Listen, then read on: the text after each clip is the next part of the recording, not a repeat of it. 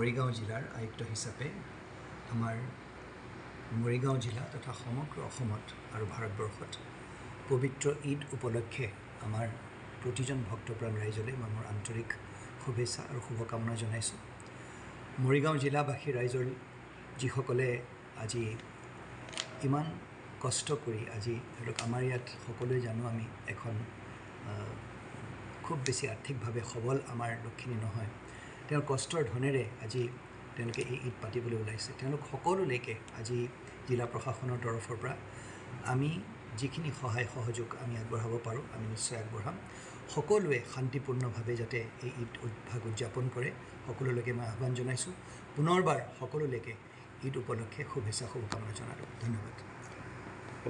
ইয়াত এটা অন্য কাৰণত দিয়া হয়। আমি এইবাৰ 144 পাব্লিক ট্ৰেংকুইলিটি যাতে কোনো জেগাত 144 হেৰি নহয়, কিন্তু 144টো আমি আজি উঠাই দিম। আজি গধূলি 144 উঠাই দিয়া হ'ব আৰু যিখিনি আমাৰ ধৰি লওক ঈদ হওক বা আমাৰ যিখিনি উৎসৱ পৰৱ আছে সেইখিনি ৰাইজসকলে সুন্দৰকৈ উদযাপন কৰিব পাৰিব।